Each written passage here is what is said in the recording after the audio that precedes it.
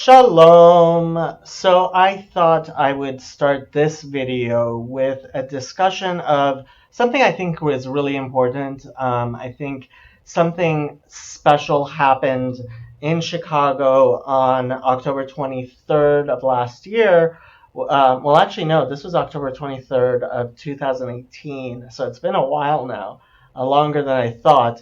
And I think what happened here was really important. So this video is available on YouTube, and unfortunately, I think YouTube is the only place it's available. From Pangburn Philosophy, which they were the outfit that put this on, and unfortunately, they did a pretty poor job. The video is actually missing some time, and it's not a well shot video at all. But I still think what happened is just so important. I highly recommend, especially people who are religious, people who are believers, to take a look at it. It's worth watching in its entirety.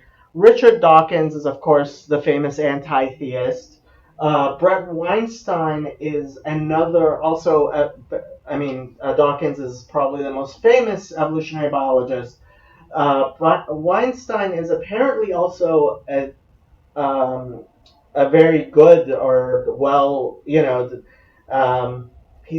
I don't know enough about evolutionary biology to really discuss his credentials, but he challenged. He was a professor at a small community college, but he brings up a challenge with Dawkins that is actually pretty phenomenal.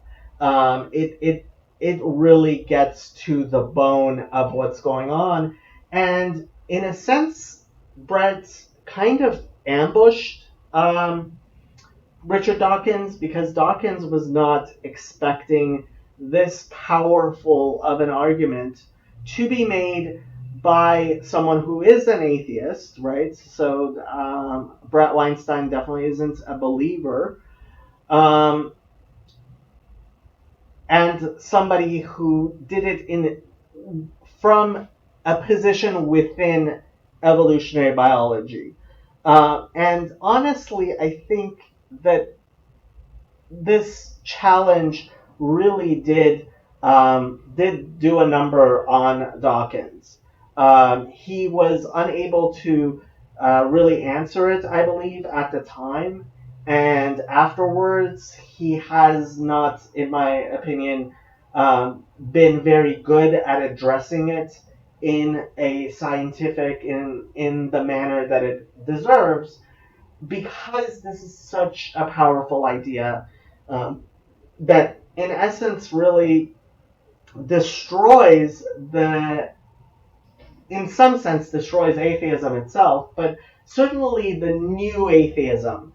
The way that Dawkins explains, he thinks of religion as a mind virus, right? He calls it a mind virus. He acts as if it's some sort of disease. And Bret Weinstein, he says, no, this is part of the extended phenotype of humanity. And you will see, if you watch the video, Richard Dawkins does not take that well. He doesn't like that idea because he understands the implications of that idea. The implications that religion is part of the extended phenotype of humanity is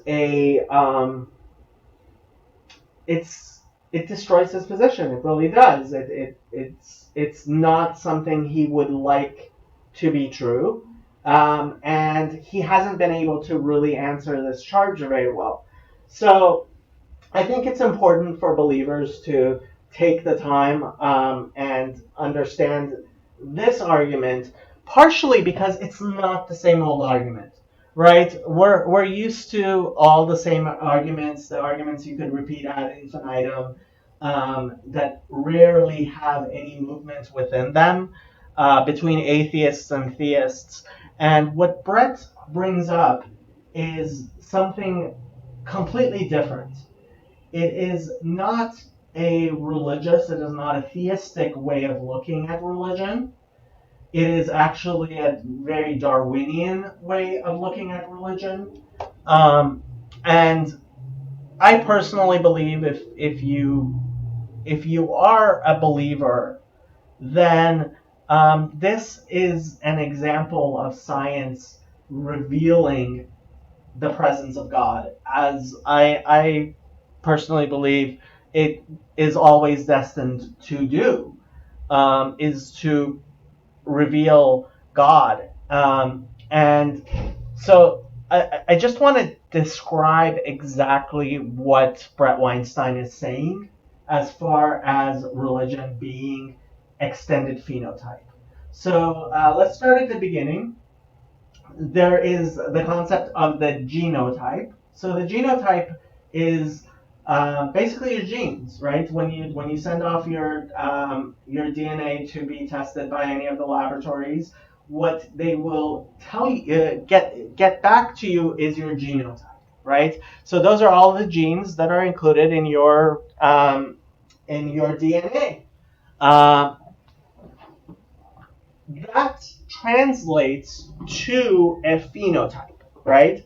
So I, as a person, may have the genes for blue eyes, brown eyes, green eyes, right? And how that translates into my own eyes may be hazel, may actually be brown, whatever it is, that becomes my phenotype, how my genes are expressing themselves, right, in my body. Yet the genes that my body contains may include other things, so that my kids may actually have different phenotypes, right? They may inherit certain of my genes, certain others from my wife, and right. So it comes out differently. So that's the division between genotype and phenotype. Richard Dawkins came up with a concept of extended phenotype. Okay, and I hope I'm doing it a justice, but this is the idea that your genes have an expression outside of your own body, right?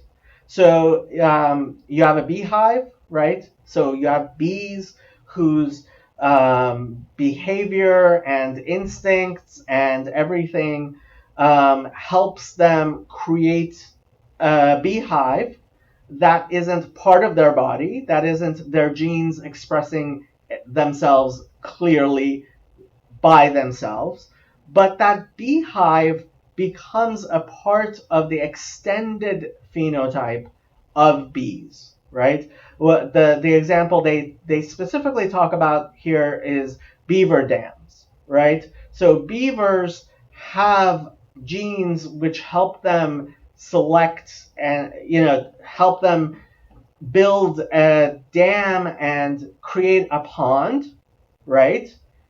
And that pond is, in a sense, an extension of the genes that a beaver has, because a beaver is adapted to create these dams which help it survive, right?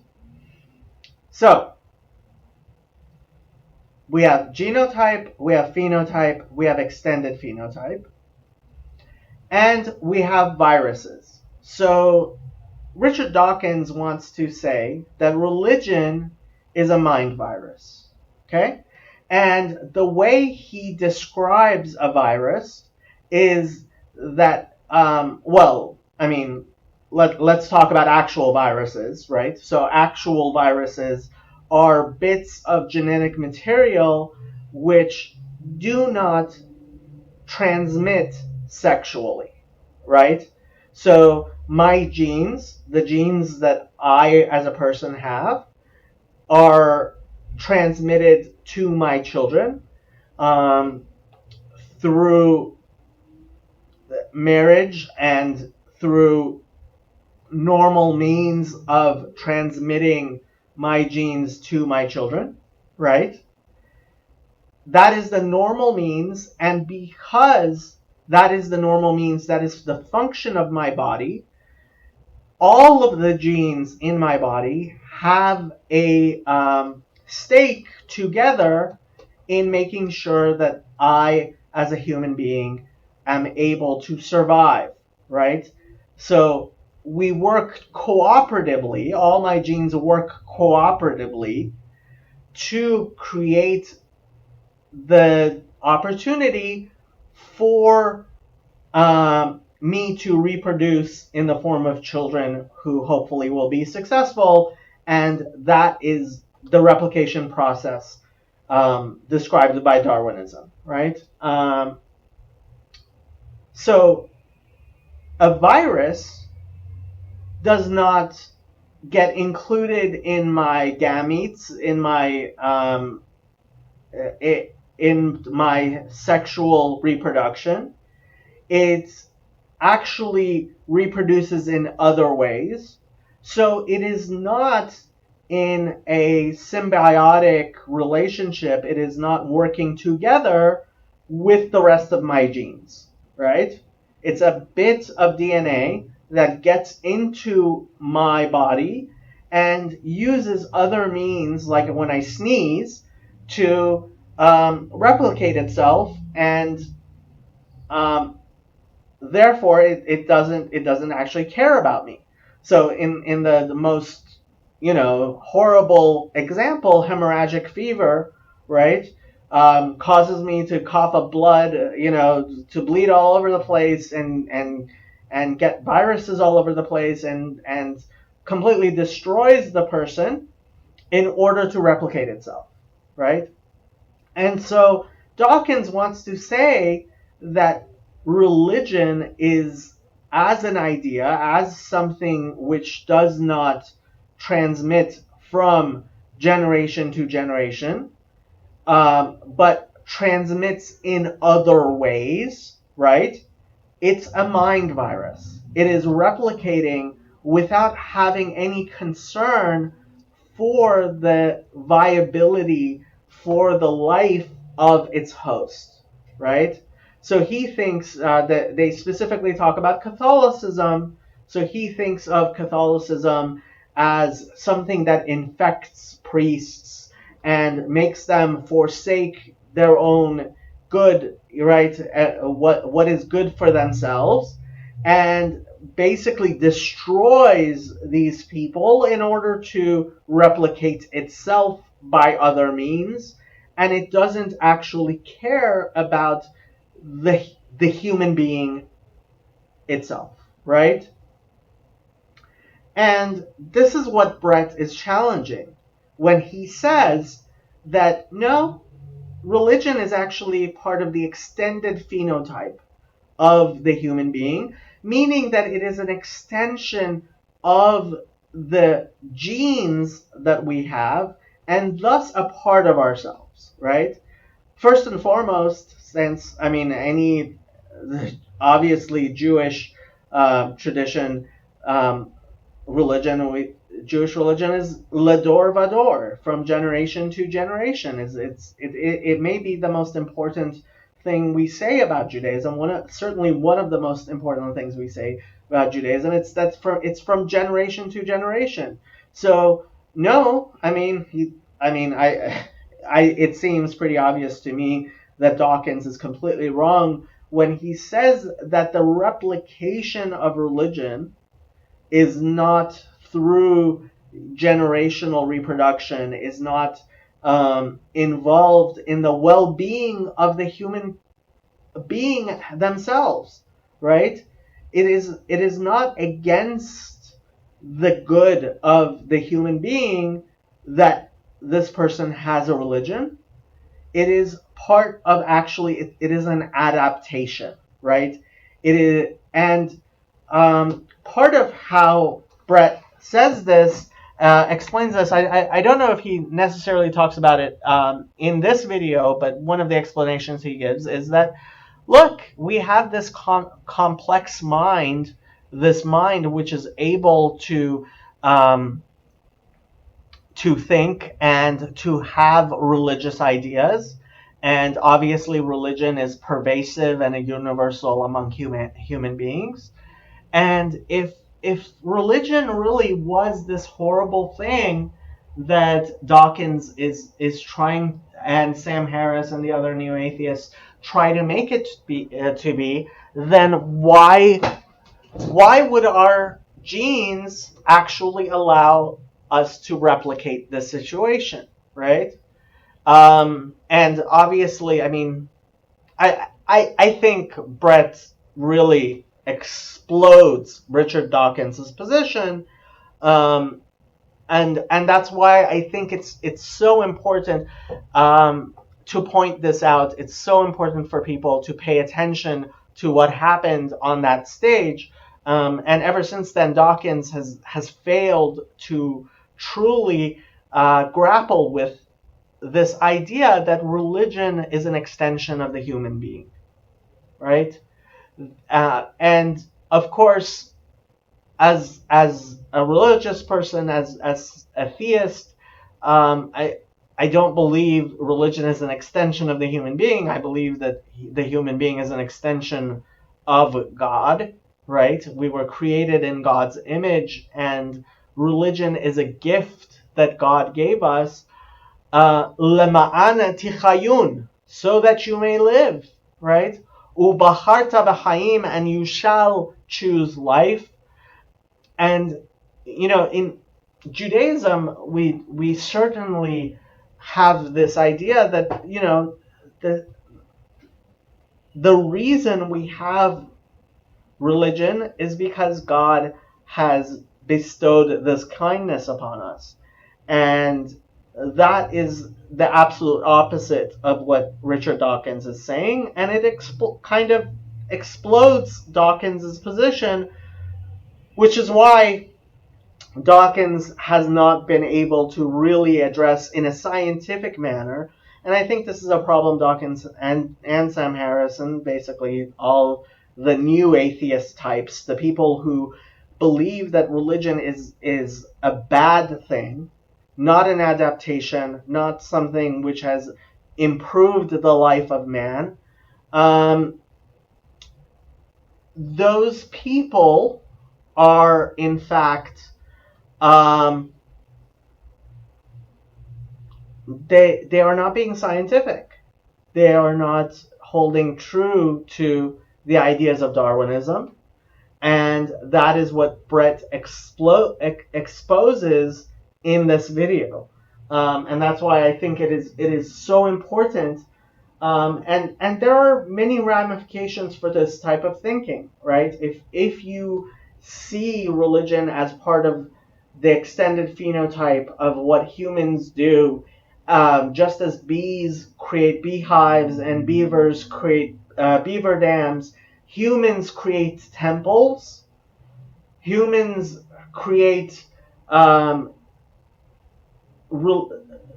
religious artifacts, humans involve ourselves in religion as a way of propagating ourselves from generation to generation, then you do start seeing religion not as a virus, not as this horrible thing, not as something to fight against the way that Richard Dawkins does, but actually something to embrace, even if you don't believe it is true itself, right? And that's something that Sam Harris really dislikes, the idea that something that's not true could possibly be, and that goes into Jordan Peterson, and that goes into a whole other thing that is not necessarily part of this point, but it becomes an extension of this point. But the idea of religion as an adaptation means that we as human beings have benefited from religion, and it's possible to look at the benefits of religion and to study religion with an eye of further benefiting human beings. So that's just basically what I wanted to say about religion and extended phenotype in case you do hear it, and hopefully this is an idea that will become more common, and the new atheists will end up destroying themselves, hopefully, and we will be rid of ourselves of this new anti-God disease. I, I do believe that new atheism is a mind virus, but I believe it is a mind virus because it's destructive of your relationship with God. But that's not for any Darwinian reason. That's because I believe in God. So with that, let's get back to God's word. And um, in case you're looking for this, you can find it on YouTube just by searching Weinstein and Dawkins. It's on the Pangburn, Pangburn,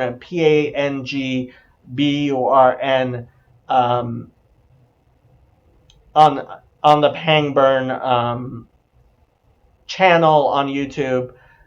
This is certainly not any sort of endorsement of Pangburn, certainly no endorsement of Richard Dawkins, and actually not even an endorsement of Bret Weinstein, even though I have much more respect for him than I do for any of these new atheists, these anti-theists, these people who are anti-religious.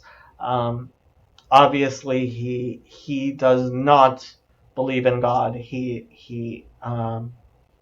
And that is a grievous mistake on his part. But he has done a good thing on the path towards God, and hopefully he will be blessed to find God more clearly. Okay, that is religion as a phenotype. Let's get into Genesis chapter 10. And this chapter is a lot of names, right? So, ve'ele toldot b'nei Noach, Shem, Ham, Vayafet, Vayivaldu lahem banim achar hamabul, right? So actually, I think we've had this before, Ele toldot Noach, but now it's Ele toldot b'nei Noach. We are talking. So this is the conjunctive vav. Starts with conjunctive vav. Ele is these, the pronoun common plural, they're calling it. Okay. Ele, these. Toldot is written without a final vav, so it's with the first vav. It does have the first vav. It doesn't have the second vav. It obviously comes from the root, possibly I would say vav lamed daled, to give birth, like we will have further. Toldot, these are generations in the plural, noun, feminine plural, and they say in the construct. Yeah, I do believe that this is in construct form with b'nei Noach, right? Banim, ben means son, banim means sons, and b'nei is sons in the construct form. Male plural construct, smichut with Noach, Noach being his name, right? So these are the generations of the sons of Noah. Shem, that is his name, which also means name. Ham, which is also his name, which obviously means hot. I am not going to spend too much time talking about the actual meanings of the names. I think if you want to study those, it's best to actually take a look at something that's tracing the names, especially because there are specific verses.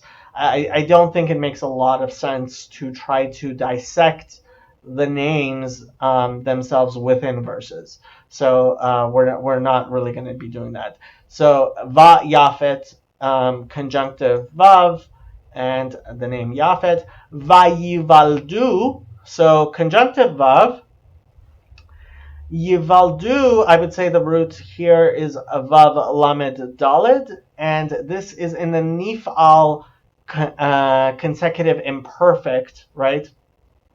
So the yud is telling you that it's in the imperfect, and the vav at the end is telling you that it is in third person masculine plural.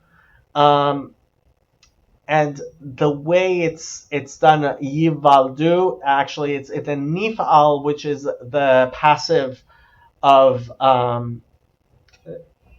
the passive form of the verb. Okay, and the vav at the beginning is actually flipping it from the imperfect, the incompleted form to the completed. Lahem. So prepositional lamed, and hem is the third person masculine plural. So to them, right? Were born to them. Banim, ben is son. This is banim. This is sons, not in the construct form, right? Banim achar, meaning after, right?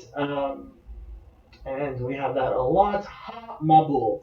So the article hey and mabul written pretty much how it's always written. Okay. So let's look at the King James verse 1, chapter 10. Now these are the generations of the sons of Noah: Shem, Ham, and Japhet. Okay, that's that's a weird way of translating. And unto them were sons born after the flood. I'm not sure I like that. Let's look at the NIV. This is the account of Shem, Ham, and Japhet, Noah's sons, who themselves had sons after the flood. Okay, okay. Let's look at Chabad. And these are the generations of the sons of Noah, Shem, Ham, and Japhet, and sons were born to them after the flood. No surprise, I prefer the Chabad translation. Let's go on to verse 2. Bnei Yefet, Gomer, Umagog, Umadai, Vayavan, Vetuval, Umeshech, Vetiras. Okay? So, Bnei is the construct form smichut of sons, right? Bnei Yefet, the sons of Yefet. Gomer, you can try to look that up yourself. Yes, it is actually a root that's actually quite common in Hebrew. Magog, and you might recognize Magog is actually Gog Umagog, right? It is something we refer to in terms of the coming of the Messiah, so you can look that up. Umadai, right? So again, so conjunctive vav before Magog, conjunctive vav before Madai, and Madai is actually one of the Medes. It's a nation which will show up in the Bible again, possibly some sort of Persians, from that area. It's going to show up. Yavan, so conjunctive vav, Yavan is actually how we say Greece in Hebrew. So it will come up later in the Bible when Greece is referenced. Vet Tubal, so again conjunctive vav, Tubal, Meshech, so conjunctive vav again, Meshech is a name. Vet Tiras, so again conjunctive vav, Tiras. Not sure if it's important that there is that yud there, but it is written bemilui. Let's see what King James does this with this. The sons of Japhet, Gomer and Magog and Madai and Yavan and Tubal. and Meshech and Tiras. And the NIV has a note here we'll take a look at. The sons of Yafet, Gomer, Magog, Madai, Yavan, Tuval, Meshech, and Tiras. Let's see what the note here is. Sons may mean descendants or successors or nations, also in verses 3, 4, 6, 7, 20 to 23, 29, and 31. Yeah, banim can mean descendants, although it's usually used to mean sons. Let's look at what Chabad has to say. The sons of Yafet were Gomer and Magog and Madai and Yavan and Tubal and Meshech and Tiras. And I think that comma there is based on the cancellations. I believe that's based on the cancellations here. That's why it's saying that Tiras. Rashi informs us is actually Persia. But let's keep on going. Next verse. Uvene Gomer Ashkenaz Rifat, Vetogarma. Okay. So conjunctive of Bene, right, meaning sons in the construct form again. Gomer is the name we just had. Ashkenaz, people familiar with Judaism will often recognize this. Ashkenazi Jews are the largest ethnic group within Judaism, and Ashkenaz refers to Germany. Okay, so Ashkenaz. Vet Rifat, so conjunctive vav, Rifat, written with a yud, in case you're keeping score. Vet Togarma, so conjunctive vav again. Togarma is written without a vav, maybe it is without, it is chisaron, it is lacking there.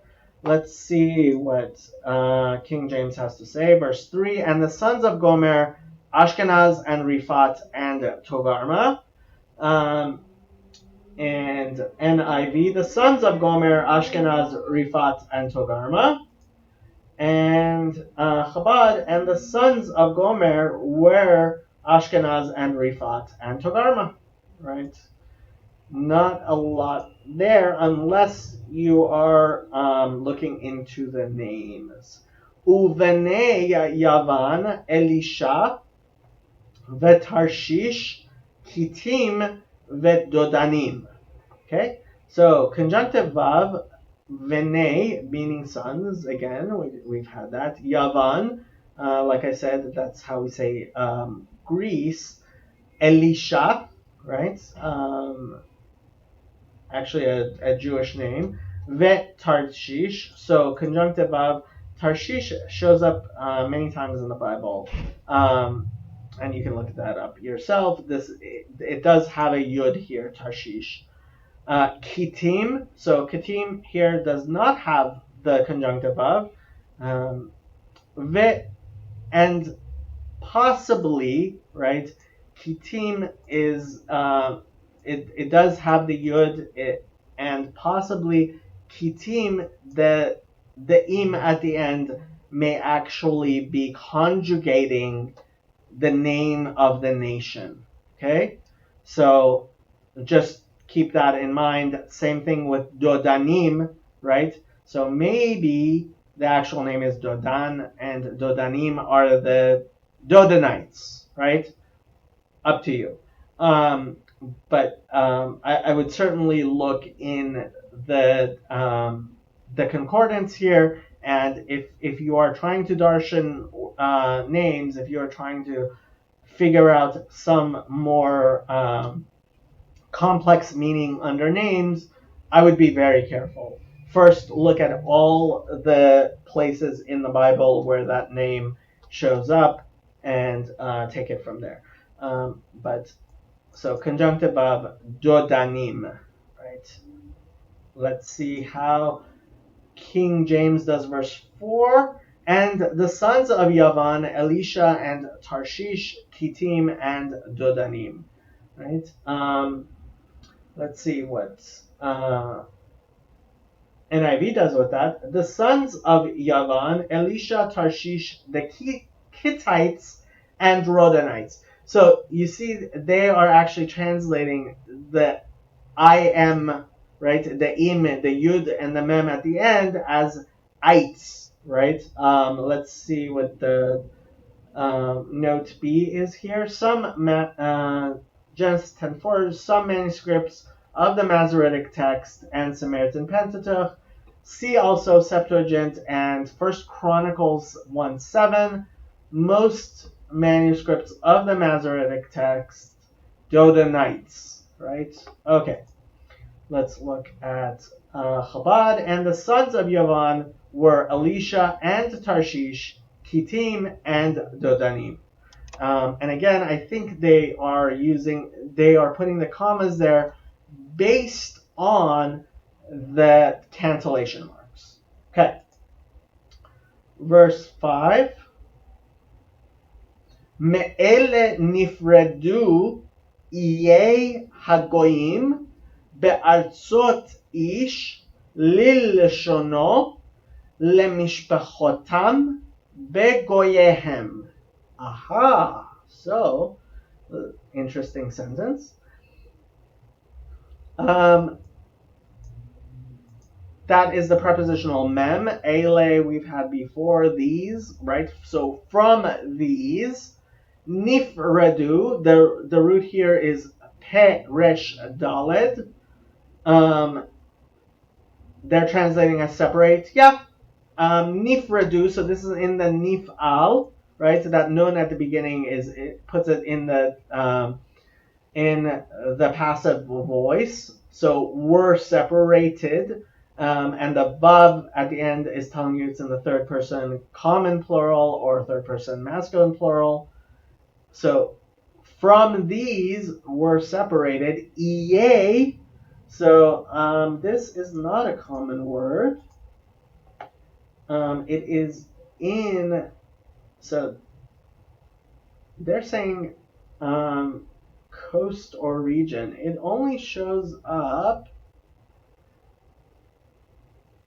Iyim, right, would be the actual word, which is it shows up 36 times, which is actually quite a bit. You might want to translate this as ports, I guess, or islands. They're saying, right? Iyim would be how you would say the words. Oh yeah, as island, right? So iyim would be islands. Iye would be in the construct form, right? Iye hagoyim would be a construct, would be a smichut between islands and goyim, here written bemilui, written with the vav, meaning nations or peoples. They're translating with the article. So iye hagoyim, right? Islands of people, and they're translating this as maritime. So as we've explained before, when you have the construct in the Hebrew, you have two different nouns, and they are written together to express something new, a new idea. So iye hagoyim, right? I guess you could say these are the maritime peoples. Yeah, maybe. Bet artzot. So prepositional bet without the article. Eretz is the word here. Artzot. Eretz means land. Artzot means lands. Here written bechisaron, written without the vav. It is lacking the vav. Be artzotam, and that at the end with the mem is saying theirs, right? Third person masculine plural. So in their lands, right? They're translating into their lands. Ish meaning man, right? We've had that many times before. Li leshono. So that is the prepositional lamed. Lashon is literally tongue. Here it's written without the vav. It's written bechisaron. It literally means tongue, but here obviously it's talking about languages. Li lishono, right? The vav at the end is the third person masculine singular, telling you to his language, right? According to his language and everything. Ish li lishono le mishpachotam. So again, prepositional lamed. Mishpacha is something that's meaning family. You can actually say that the root here is shin pei chet. However you want to go into mishpacha, but mishpachot is families. Here written again with bechisaron without the vav. Lemishpachotam, to their families, right? So it's actually a bit curious. Ish l'shono, man to his, in the singular language, according to their families. Lemishpachotam, their families. Begoyehem. Okay, so prepositional bet, no article. Goy means a nation or people, right? Like we had goyim, but here it's not goyim, it's goyehem because it's in the construct form. Their nations, right? It's construct with the third person masculine plural there. So let's look at the King James verse 5. By these were the isles of the Gentiles divided in their lands, everyone after his tongue, after their families, in their nations. I don't like the translation here. Gentiles, I don't think it is right. I don't think it's true. Because goyim, it's not necessarily saying that these people aren't Jewish. At the time, there were no Jews, so I don't like that translation. NIV puts it in parentheses. From these, the maritime peoples spread out into their territories by their clans within their nations, each with its own language. Yeah, actually, I mean, I would certainly go with that over the King James. Let's see what Chabad does. From these, the islands of nations separated into their lands, each one to his language according to their families in their nations. Yeah, that's how I would do it, but you do you. Okay. Verse 6. Uvenei Ham Kush uMitzrayim ufut uchnan. Okay. So, conjunctive vav, venei, sons, we've had many times before in the construct form. Ham is his name. Kush is a name, oftentimes referring to Ethiopia. U Mitzrayim, right? So conjunctive vav, Mitzrayim is Egypt. U Fut, so conjunctive vav again, Fut, which I don't believe shows up so many times, I'm not sure. Conjunctive vav again, Hanan and Canaan, right? Which will show up many times in the future. So let's look at verse 6. And the sons of Ham, Cush and Mitzrayim and Phut and Canaan. Let's look at NIV. The sons of Ham, Cush, Egypt, Put, and Canaan. So they translate Mitzrayim as Egypt, I do prefer that. Let's see what Chabad does. And the sons of Ham were Cush and Mitzrayim and Put and Canaan. They left it as Mitzrayim as well in the original. Okay? 10:7. Uvenei Chush, Seba, V'Chavila, V'Savta, V'Rama, V'Savtacha, Uvenei Rama, Shiva, Udedan. Okay? So conjunctive vav, Venei, sons we've had many times, Kush, which Ethiopia, Seba, right, which is a name, conjunctive vav, Chavila, another name, conjunctive vav, Savta, Savta obviously meaning grandmother, Saba, not Seba, Saba means grandfather. Conjunctive vav again, Ra'ama, which possibly, Ra'em, that's with an aleph. I'm not gonna do. I can't do all the names. Savtacha, right? So conjunctive vav, Savtacha. That aleph at the end. Actually, it seems like this may be in Aramaic. Not sure, but you can do that yourself. Uvene, so conjunctive vav, vene again, sons Rama. So Rama, this one had sons Sheva, so Sheba here, and Udedan, and Dedan with the conjunctive vav. Let's see, King James, verse 7. And the sons of Cush, Seba and Chavila and Savta and Rama and Savtacha, and the sons of Rama, Sheba and Dedan. Okay, let's see. Verse 7 in the NIV, the sons of Cush, Seba, Chavila, Savta, Rama, and Savtacha, the sons of Rama, Sheba, and Dedan. Okay, and Chabad,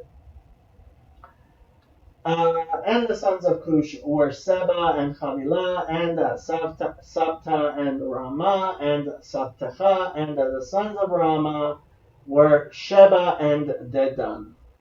Okay. Next. V'chush yalad et Nimrod, hu hechel lihiot gibor ba'aretz. Okay. So, conjunctive of chush, right? We said Ethiopia. Yalad, right? So gave birth to. They're saying it's in the call perfect, because they're saying it's the root Yud Lamed Daled. I don't actually think that's right. I actually think the root is Vav Lamed Daled, and it's in the Nifal. Let me see if I can constructor. Let's look at the Hebrew constructor and see what comes out if we try.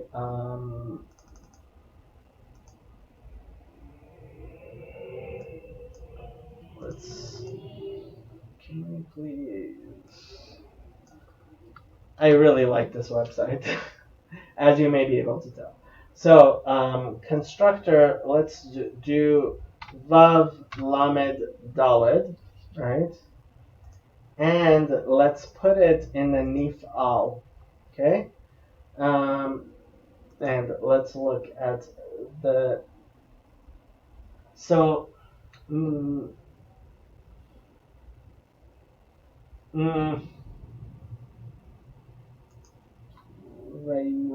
Yalad, right? So Yalad,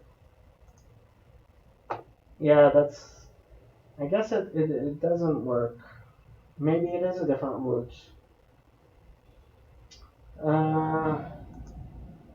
Let me see.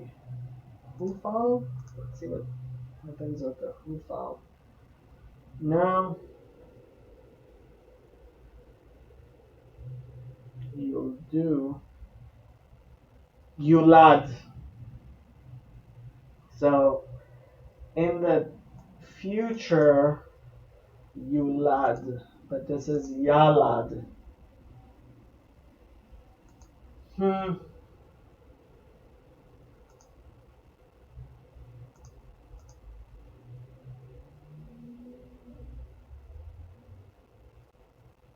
Yolid. Um,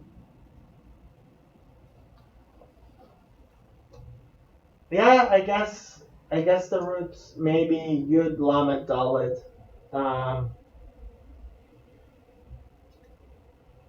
seems to me possibly. I mean, again, there are the people who say that actually Hebrew comes from the two roots. So Lamed Dalet may be the actual root here, and which has to be born with being born, and there are similar roots with a third letter which go off of that. Okay, they're translating as begat.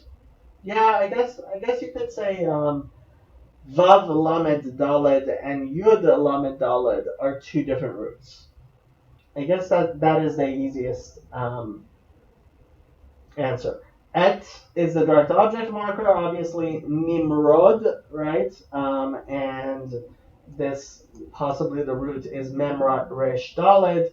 Obviously, in English, we say Nimrod, which is a uh, quite unfortunate because modern Israelis, often not being religious, started using Nimrod as a name, which at one time the Israeli ambassador to the United States, I believe, his name was Nimrod. Nimrod was kind of funny, but that's what happens when secular people choose names at times, because obviously Nimrod is not a name we use in the religious community. Who, right? So v'chush yalad et Nimrod, right? Who, and this is the pronoun here is, I mean, it's not really being used as the pronoun. It's kind of showing you that this is another clause, right? Hu hechel, he started, right? This is the hifil, to start, to begin. I would say the root is het lamed hey, and the hey has absconded. Hechel, he started. Lihiot, right? That's the infinitive of to be. Lihiot, he began to be. Gibor, right? And we've had Gibor before. This is Bechisaron. This is written without the vav. It's lacking the vav. Mighty one, right? Gibor ba'aretz. He was. So that's prepositional bet, and eretz being meaning land. There is the article here. So he was a mighty one. He was a strong person in the land. Okay? We have had Giborim before. I believe there it was translated as giants. King James, verse 8, sorry. And Cush begat Nimrod. He began to be a mighty one in the earth. Okay. I could see that. NIV, Cush was the father, and there's a note there, of Nimrod, who became a mighty warrior on the earth. So they're translating Gibor as mighty warrior. Let's see what the notes see is. Father may mean ancestor or predecessor or founder, also in verses 13, 15, 24, and 26, right? V'chush yalad. I'm not sure why they decided verse 8. I think this might actually be a difference. They might be using a different text. Um, let's see what Chabad does with verse 8. And Cush begot Nimrod, right? That's how I would have translated it. He began to be a mighty man in the land, and Rashi says to cause the entire world to rebel against the Holy One, right? Nimrod, right? His name, Nimrod, Mered means to rebel. Blessed be he with the plan of the generations of the Dor HaFlaga, right? The dispersion we're going to see soon, and that comes from the Talmud in Eruvin and Chulin. Okay, let's go on to the next verse. Verse 9. Hu haya gibor tzayid lifnei havaya al ken ye'amar kenimrod gibor tzayid lifnei havaya. Okay. So, who, right, is the pronoun he. Haya was, that is the call perfect of to be. Lihyot, the root obviously is hey yud hey. Gibor, again, mighty written without the vav, written bechisaron. And they're saying in the construct, which I would agree with, Gibor tzayid. So tzayid, it means to hunt, right? Gibor tzayid, a mighty hunter.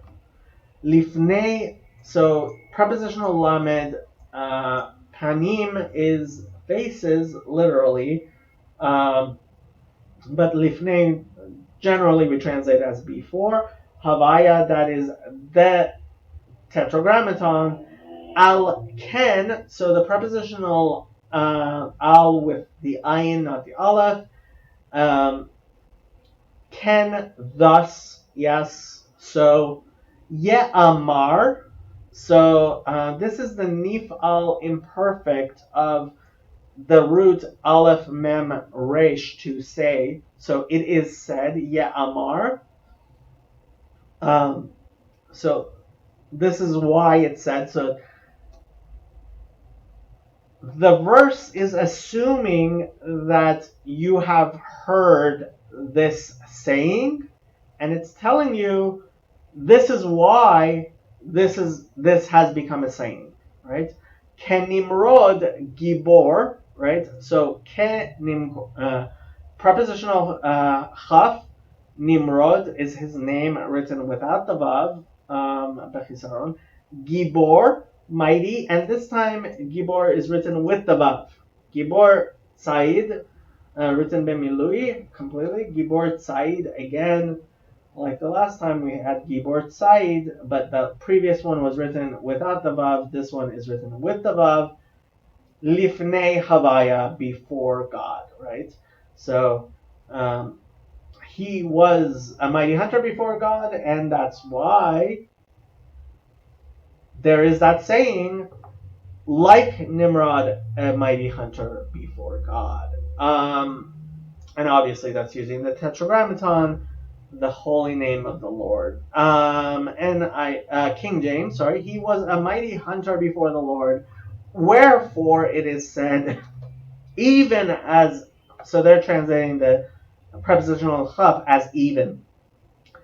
Can Nimrod, even as Nimrod, the mighty hunter before the Lord. NIV.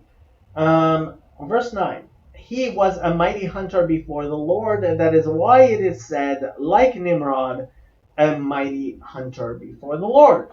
Okay. Chabad, he was a mighty hunter before the Lord. Therefore it is said, like Nimrod, a mighty hunter before the Lord. Let's look at what what Rashi is saying, sorry. Gibor Tzayid, he's saying, Tzed datan shabriot befiv umet'an limrod b'makom. So he would ensnare, he would hunt the minds of people with his speech and teach them to rebel against Hamakom, against God. Right? Lifnei Havaya, he intended to provoke him to his face. Okay, and that comes from the Sifra, which is another midrash. Therefore, it is said about any man who is brazenly wicked, who recognizes his master and intends to rebel, limrod, right, to rebel, against him, it is said, this one is like Nimrod, a mighty hunter. Right? Ze ken Yamar, Ze ken Nimrod Gibor Tzaid. He is like Nimrod, a mighty hunter. Okay. So Nimrod was not a good guy. And you should not name your kid Nimrod for many reasons. Okay. Vatehi Reshit Mamlachto Bavel ve'erech ve'akad ve'chalne be'eretz shinar. Okay. Conjunctive vav, tehi, right, is in the imperfect and it's being flipped by that vav, right? So this is the imperfect form of the verb to be, right? But it's getting flipped to become the perfect, the completed, right? So, and it was, and vetihi, Reshit. So again, like we had in Reshit, it is in the construct form, right? Reshit, the beginning of. The root here is Rosh, right? Resh Aleph Shin, beginning, right? And this is very much like Bereshit, the first word of the Bible, right? V'tihi Reshit Mamlachto. So the root here is Mem Lamed Chaf, which means king. Mamlechet is a kingdom. Okay, Mamlachto is his kingdom, right? Mamlachto, Bavel, Babylon, Bavel. Ve'erech, so conjunctive vav, and the name erech. Ve'akad, so conjunctive vav again, the name akad. Ve'chalne, so conjunctive vav again, and the name chalne. Be'eretz shinar, so that is the prepositional bet. Eretz means land. They're saying in the construct form, which I agree with. And shinar is a name. Okay, which actually shows up. So you can use your concordance. Let's see what King James does with verse 10. And the beginning of his kingdom was Bavel and Erech and Akkad and Calneh in the land of Shinar. Okay. Let's look here in the NIV. The first centers of his kingdom were Babylon, Uruk, Akkad, and Calneh in Shinar. So centers, Reshit Mamlachto, I guess. Let's look at the two roots. Two notes. Or Uruk and Akkad, all of them in Erech va'akad v'chalneh ba'aretz. Oh, wow! They're translating chalneh as all of them. Ve'kulana, that doesn't go with how we you would have to say that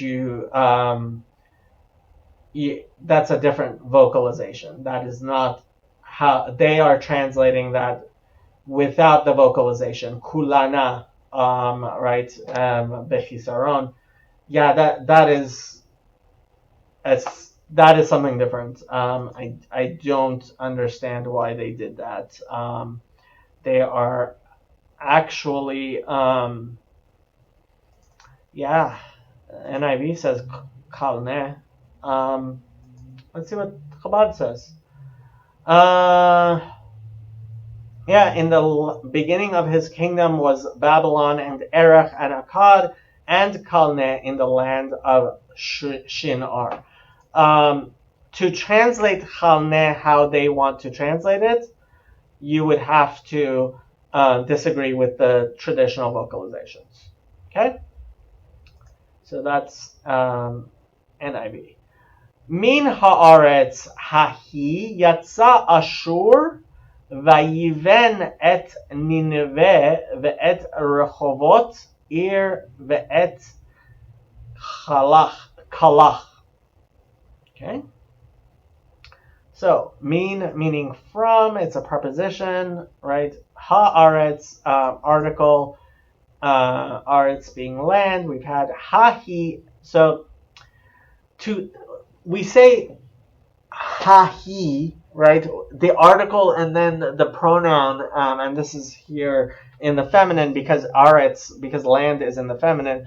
Eretz, we say haaretz hahi. We say that land, that specific land, right? So the I would probably translate that from that specific land, right? The Bible is being very clear that we're talking about a specific land. Hahi, haaretz hahi, right? Yatsa. So I'd say the root here is yud tzadik aleph, right? To go out, and this is in the kal perfect. It went yatsa Ashur. So they're translating that as Assyria, which yes. That is how it's always usually done. Vayiven, so conjunctive vav, yiven, they're saying it's in the kal imperfect, consecutive imperfect of boneh, right? I would agree with that. The root here is bet nun hey, and here it's in the imperfect. Yeah, I would agree with that. Vayiven, and he built. So it's in the imperfect, and the vav is flipping it to the perfect, to the completed action. Vayiven, and he built. Et is the direct object marker. Nineveh is the name of the city. Ve'et, so conjunctive vav, the direct object marker. Rehovot, and people may remember Rehovot also means streets, right, in Hebrew, and here it's written doubly bechisaron. It doesn't have either one of the vavs, right? Rehovot,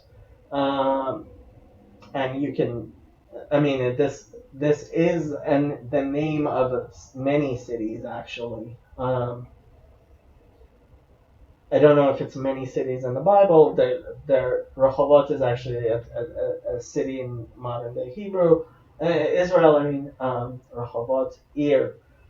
Ir means city. Here, it's not, it's possible the name was Rehovot Ir. It's possible, Rehovot does mean streets. It is the plural of Rehovot, right? Rechava. The root resh chet bet means a wide, yeah, right? Like Rahav, actually the name of the innkeeper at the beginning of the book of Joshua. Rehovot. Okay, Ir means city. Ve'et chalach. So conjunctive vav, the direct object marker, and the name Kalach. Let's see how King James, verse 11, out of that land went forth Ashur and builded Nineveh and the city Rehovot, right? So they're translating Ir as city, and Kala, right? Let's see what verse 11 in the NIV. From that land he went up to Assyria, where he built Nineveh, Rehobot Ir, Kala. Let's see, the root F is, the note F, or Nineveh was its city squares. With its city squares. Oh, so they're saying possibly, right? Nineveh ve'et Rehobot Ir, right? And to the cities of to the streets of the city, right? Of Nineveh, right? He built Nineveh and the Rehobot Ir to the I can understand that translation. Um, I'm not sure if that's what I would do, but I can understand it. Okay. Um,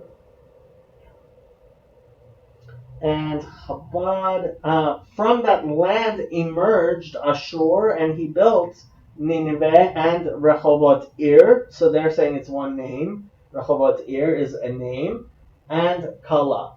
And Rashi says, from that land, since Ashur saw his sons obeying Nimrod and rebelling against the omnipresent, by building this tower, he departed from their midst.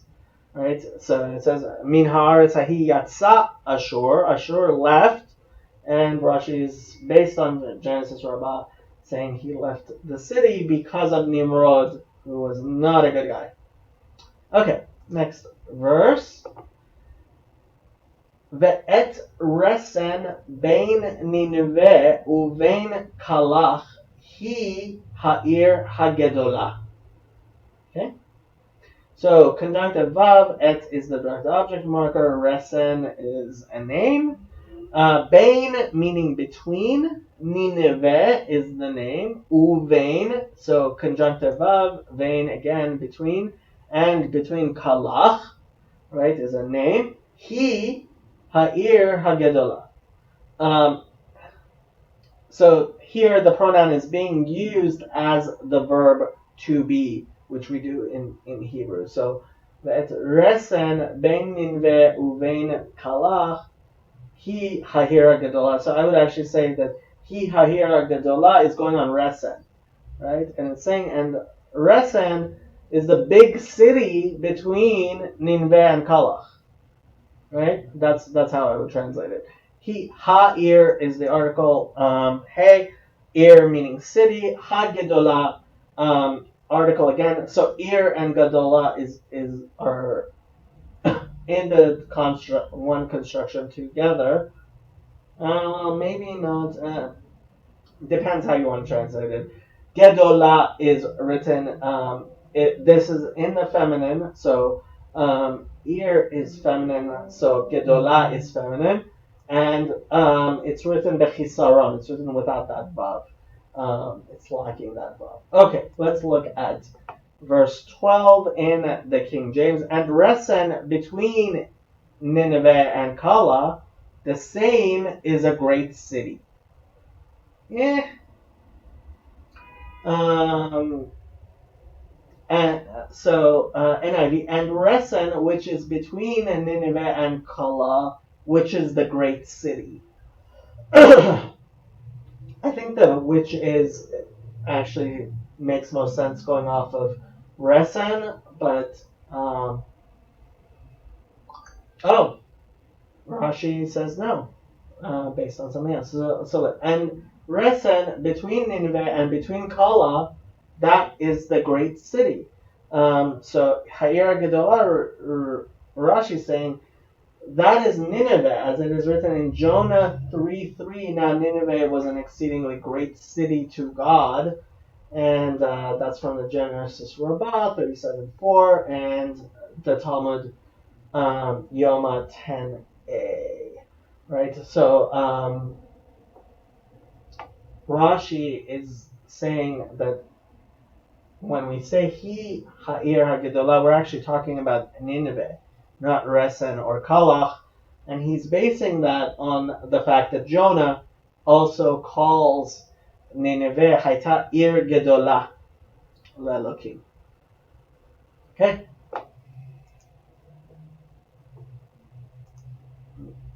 verse 13, Umitzrayim yalad et ludim ve'et anamim ve'et lehavim ve'et naftuchim. So I actually, because all of these end in im with the yud mem, I would actually translate all of these as ites, because although it may be going off the fact that his name is Mitzrayim, maybe he named his kids also because his name was Mitzrayim. His name, up to you. Okay, conjunctive vav, Mitzrayim meaning Egypt. Yalad begat, et is the direct object marker. Ludim, either the Luddites or Ludim is the name. Ve'et, conjunctive vav, et is the direct object marker. Anamim, right? Again, the Anamites or Anamim is the name, and conjunctive vav again, et being the direct object marker. Lehavim, right? The Lehabites or Lehavim is the name. Ve'et, conjunctive vav, with the direct object marker. Naftuchim, and again, naftuchites, especially because we do have the direct object marker here. I'm leaning towards saying ites as opposed to saying that it's just a name. Okay, let's see. Verse 13, and Mitzrayim begat Ludim and Anamim and Lehabim and Naftuchim. Okay, verse 13, and they're doing it how I would have done it. Egypt was the father of the Luddites and the Anamites and Lehabites and Naftuchites. Yeah, I would do it the way NIV is doing it. Let's see what Chabad,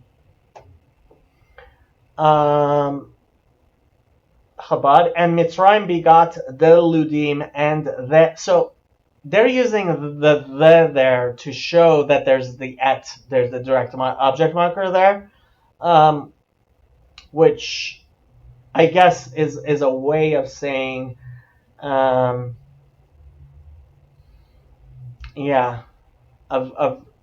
indicating that this might be talking about a nation. And the Anamim and the Lahabim and the Naftuchim, and Rashi tells us that Lahavim because comes from the word Lahav, which is a flame, right? So they were red-faced, possibly gammon, I guess you would call them. Okay. Verse 14. Ve'et patrusim ve'et kalsumim, kasluchim, asher yatzu misham plishtim ve'et kaftorim. And there is that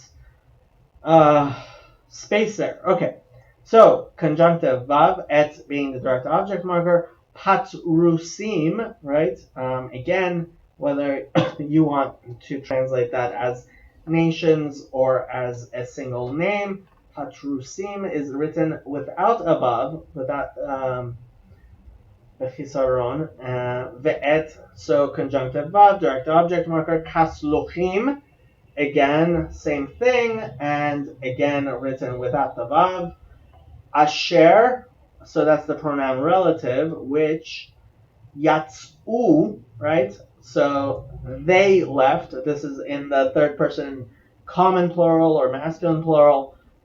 Yatzu misham, so prepositional mem, sham means there, from, but they're translating from them.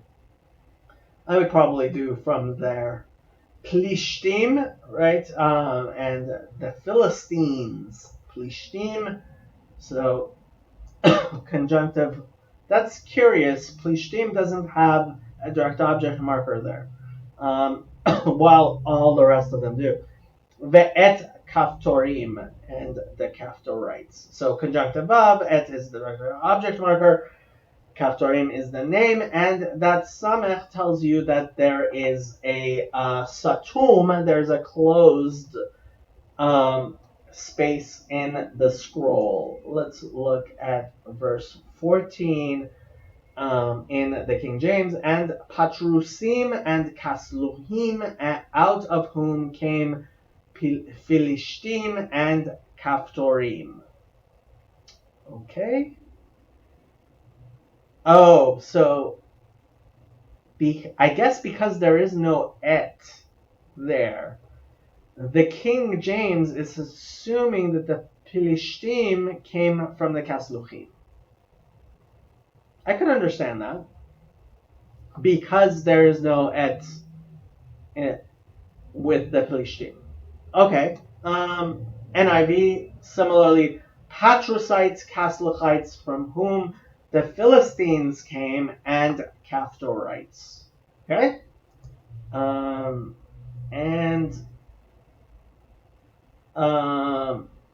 does a similar thing, and Patrushim and the Kasluchim, from whom the Philistines emerged, and the Kaftorim.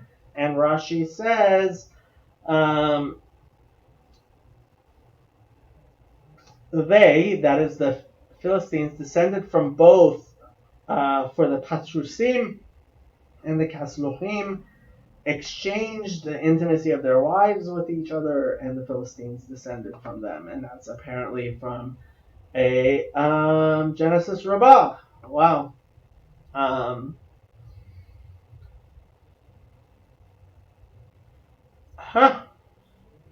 So he's saying, right, Asher Yatsu Misham.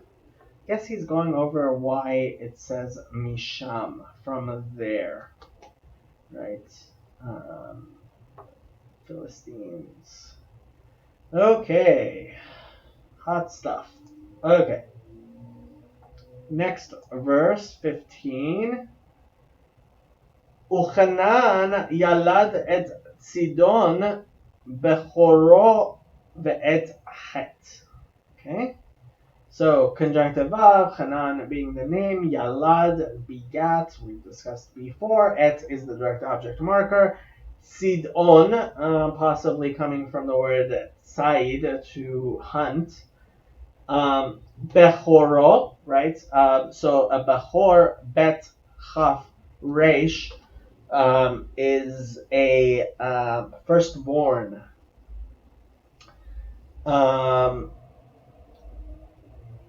It shows up in other places in the Bible right? Bechira is a birthright. Bechoro, his firstborn, curiously written Bechisaron, without a vav. Well, the name Sidon is also written without a vav. Maybe means something, maybe does not. But the vav at the end is telling you that his Bechor, his firstborn, ve'et chet. So conjunctive vav, et is the direct object marker, and chet. King James 15, and Kenan begat Sidon, his firstborn, and het.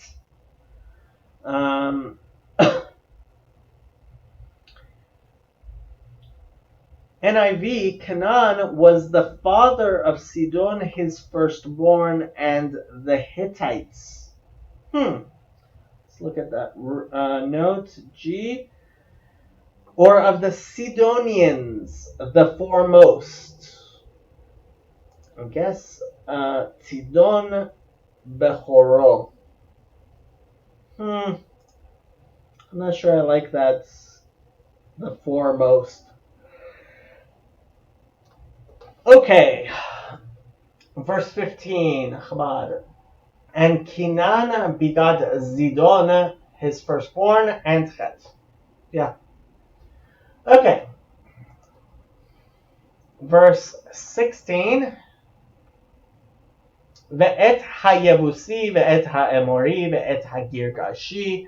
So this is actually something we will see further on when the Israelites are being led into the land of Canaan.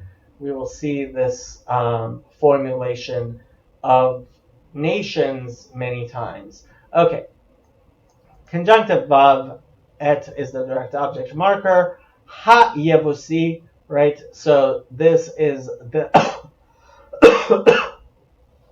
article. The yud, excuse me. The yud at the end is kind of, I mean, it's turning the noun proper into the ites, I guess, right? So ha yavusi, the Jebusites, right? The et, so conjunctive vav, et is the direct object marker. Ha emori, again article, emor being the place, and Amorites, right? Emori, ha emori.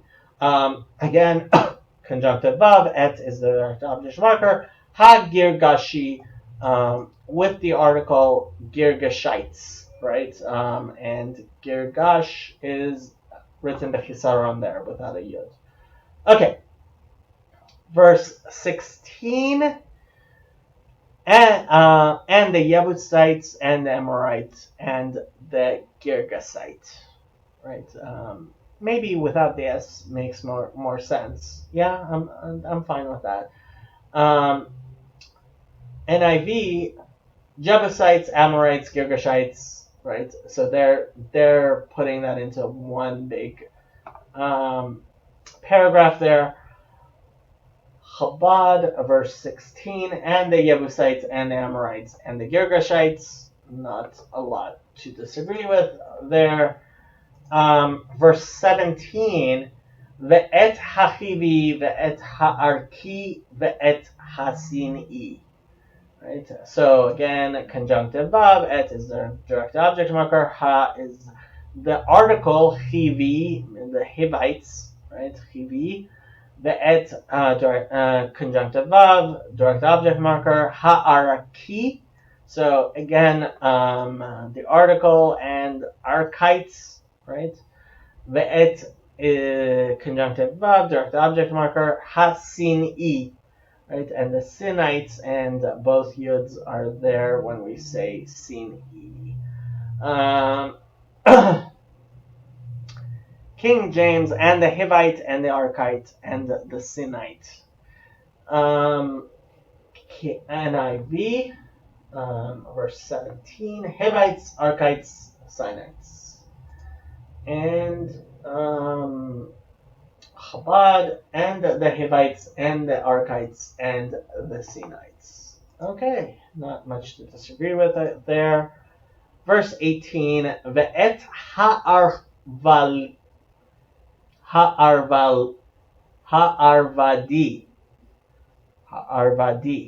Okay, not something I'm very familiar with. Ve'et hatzmari, ve'et hachamati, ve'et va'achar naftsu mishpachot hakenani. Okay, so conjunctive vav, et is the direct object marker. Has the article arvadi, right? Arvadites, right? With that yud there. So again, conjunctive vav, direct object marker. The hey semer. Semer actually means wool, but smari, the Zamorites. I guess the et conjunctive vav, et mean direct object marker. Hachamati, right? Article hamat, right? Hamati, the Hamatites. Conjunctive vav, ve'achar, and afterwards, right? Achar we've had before, and after. So after all of this, I guess. Va'achar nafotsu. So the root here is pe tzadek hey, I would say. And it is in the nif'al like they have it. The nafotsu, right? To be dispersed, to spread out. Nafotsu. Okay. Mishpachot. It is families written with above here, right? The families. Ha Kenani, the article, and then root the word Canaan, and Kanani means Canaanite. Okay. King James, verse 18. And the Arvadite and the Zamorite and the Hamathite, and afterward were the families of the Canaanites spread abroad. Okay? Chabad and the Arvadites and the Zamorites and the Hamathites. And afterwards, the families of the Canaanites were scattered. Right? And Rashi says many families came out of these people. That's what it means. That the families were scattered. Okay, verse 19. Veyehi gavul hakenani mitzidon boacha gerara ad Aza boacha stoma ve'amora ve'adma utzvoyim ad lasha. Okay, so let's explain something here. There is there is a hey in Hebrew which is a directional hey. Okay, it is which tells you towards, right? Ani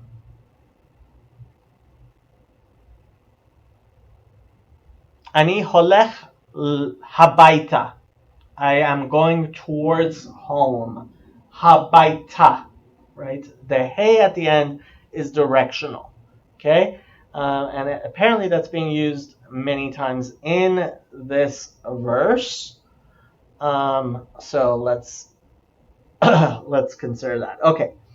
Conjunctive vav, yehi, the imperfect of to be, which is being flipped. So and was, veyehi, we've had that many times. Gavul is a border, right? And that's shown up many times. Ha-Kenani, right? So the article and Kenani of the Canaanites, right? So Gavul HaKenani, I would say is one smichut, like they say it's in construct form. I agree with that. Mitzidon, so prepositional mem, Tzidon, right, is a name from Tzidon, right? Which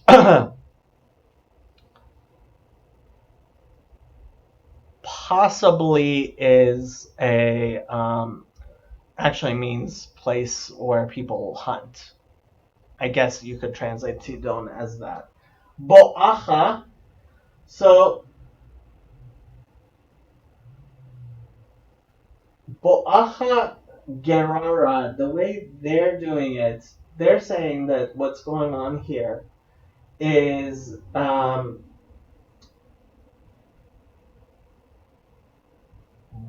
Bo'acha, they're translating as okay. So the root is possibly, as they're doing it, bet aleph hey, right? To go. They're saying bo'acha, right? The chaf there is the second person masculine singular, right? So bo'acha without the hey is you go, right? And the hey at the end is the directional hey. So that they're translating it as you go. Mitzidon ba'acha gerara, as you go towards Gerar. the alternative is that Boach is a place towards Boach and towards Gerar. Up to you how you want to say. Well, no, I guess, yeah, Boacha is used twice in the same verb, in the same verse. So you would have to say, if you're going to say Boach is a place, you'd have to say that it is on the way, I guess. I understand why they mean as you go. I can understand that. It's not a normal way of saying things, definitely. Let's see if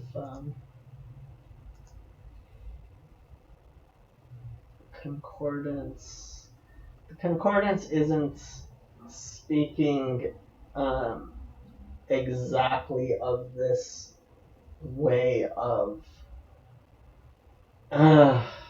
saying Bo'acha. I would be interested to see where else Bo'acha shows up in the Bible. Okay, so Bo'acha Gerara, right? As you go towards Gerar, right? Because the hey at the end is the that morphology is just wrong. It's not the third person feminine singular. It's towards. It's the directional hey there.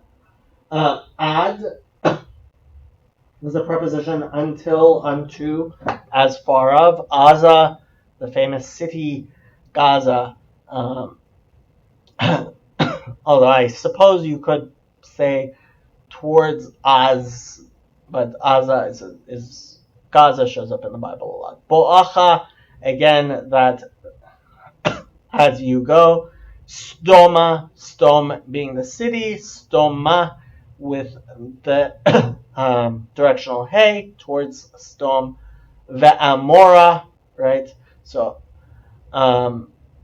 Amora is actually the name, but this, I guess, it's also Stom ve'amora, but this is Amora, I guess, is towards Gomorrah, maybe.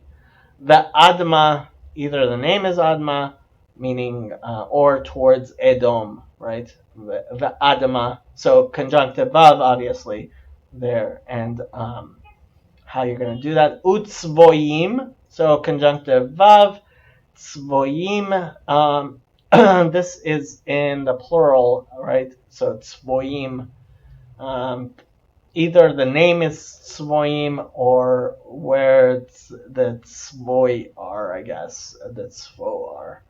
Ad, so again, the prepositional until, lasha, right, which is, I would say, another name, and there's no hey at the end there saying towards. Let's see what King James does with verse 19. And the border of the Canaanites was from Stone, as thou comest to Gerar, unto Aza, as thou goest unto Stom and Gomorrah, and Adma and Zeboim, until even unto Lasha. Okay, I guess, yeah. Verse 19, and the border of Canaan reached from Sidon toward Gerar as far as Aza, and then toward Stom, Gomorrah, Adma, and Zeboim as far as Lasha. Okay?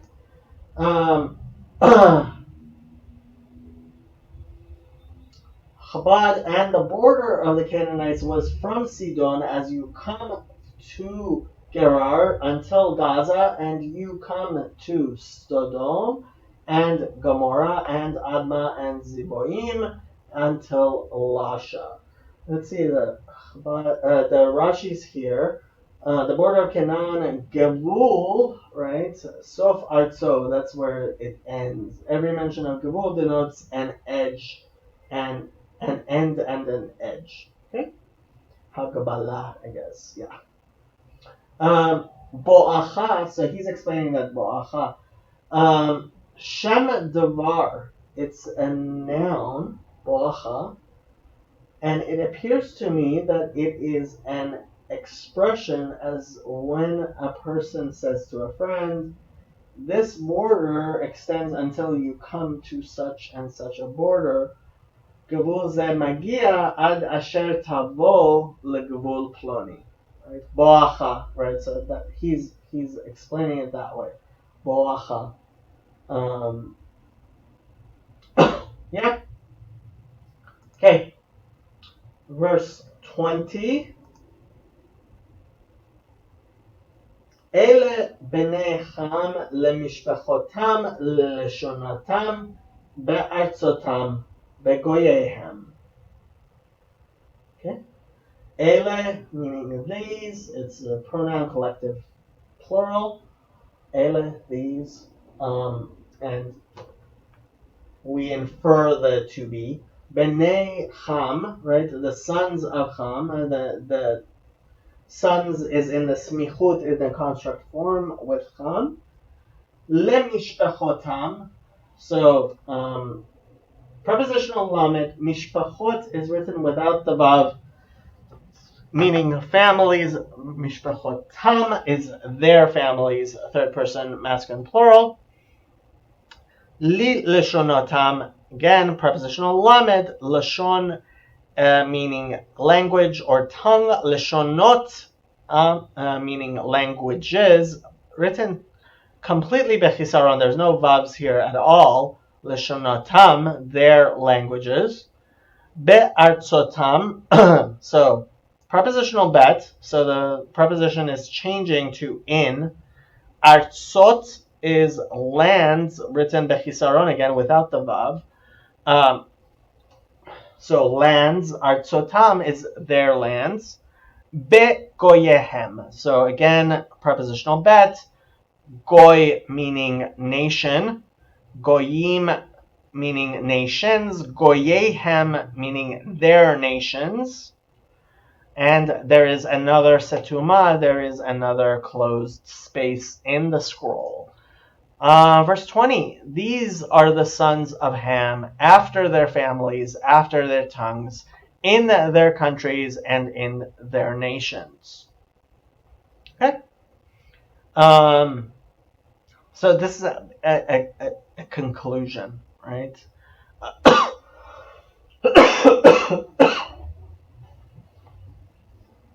NIV. Excuse me. These are the sons of Ham by their clans and languages in their territories and nations. Okay.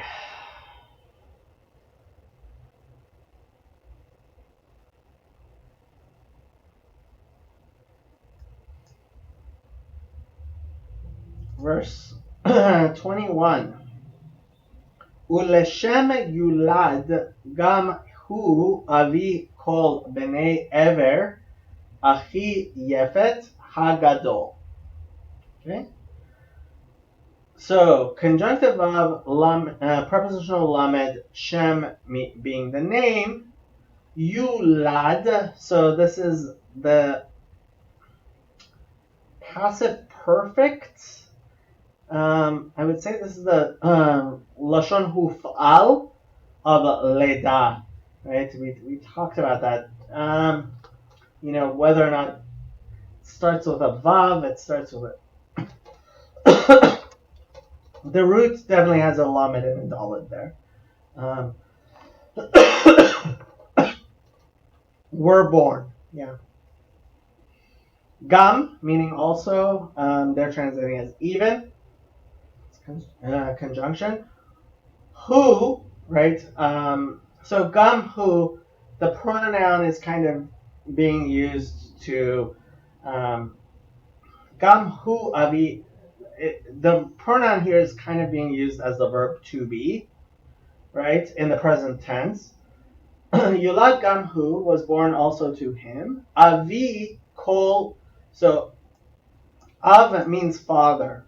Avi kind of it kind of puts it into a construct form, but when we say someone is avi, the father of, right, we're really saying it the ancestor of, right? Avi, the father. I would translate this as translator, as as ancestor. Avi kol, meaning all. Bene is sons in the construct form. Ever, right, which is a name, but also means a limb or an organ. Ever achi, the brother of, right? Ach means brother. Achi means brother of. It's they're saying it's in the construct form. Achi Yefet, the brother of Yefet, Hagadol, right? So article Hey, the adjective Gadol from Gimel Daled Lamed to grow, and this is written with above Bemilui completely. So the older or the bigger or elder is right. King James verse 21. Unto Shem, also the father of all the children of Ever, the brother of Japhet the elder, even to him were children born.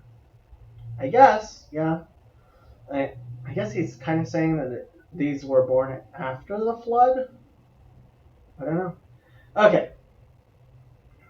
Verse 21, the sons were also born to Shem, whose older brother was Japhet. Shem was the ancestor of all the sons of Eber, right? Let's look at the note. Hey, H. Or Shem, the older brother of. Let's see how Chabad does it. Verse 21. Did we not do? Did I miss the translation of verse 20? These are the sons of Ham according to their families and their tongues and their lands and their nations. I don't know if I skipped it. In their countries and their nations. I don't think we did the Rashi though. Although they were divided into tongues and lands, they are all the same. So he's explaining why it's lemishpochatam lo shotam be'artzotam begoyehem.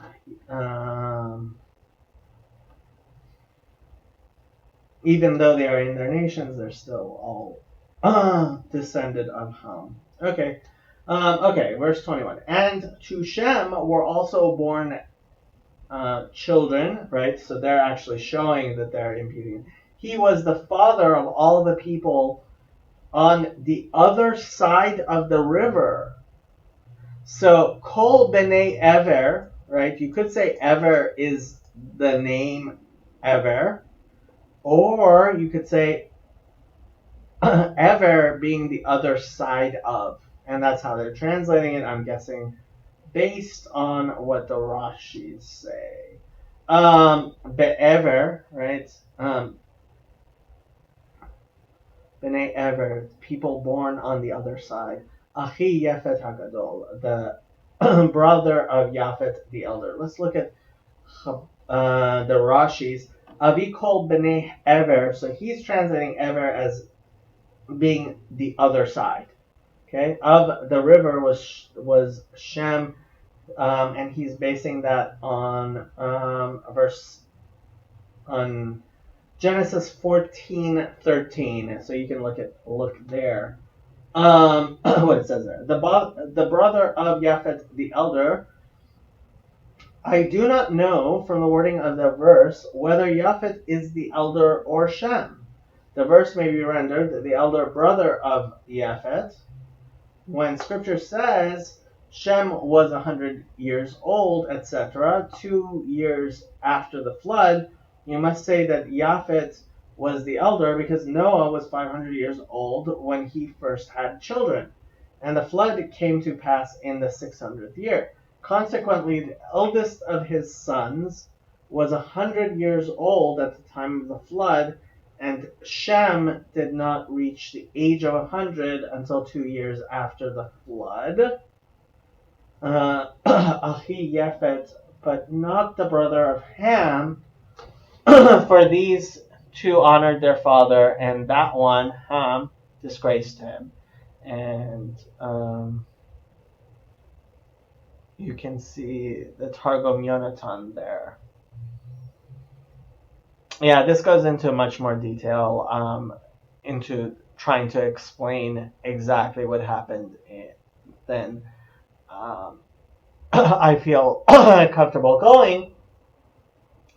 But B'nai Ever, as either the sons of Ever or as the children who were born on the other side, either way works. But Rashi obviously is saying that it's the other way.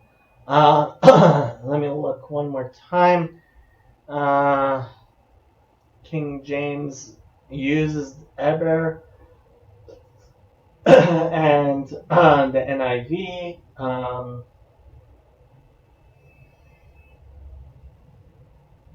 Also says Eber.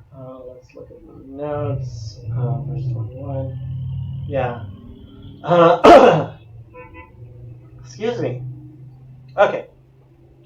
Verse 22. B'nai Shem, Elam, ve'Ashur, ve'Arpachshad, ve'Lud, ve'Aram. Pretty simple. B'nai, meaning sons. Shem, being, so in the construct form, Shem being the name, right? His name, which also means name. Elam, which I guess is a name. Conjunctive vav. Ashur, which is another name. Again, sounds like Syria, written with the vav. Arpachshad, so conjunctive vav. Arpachshad, however you want it.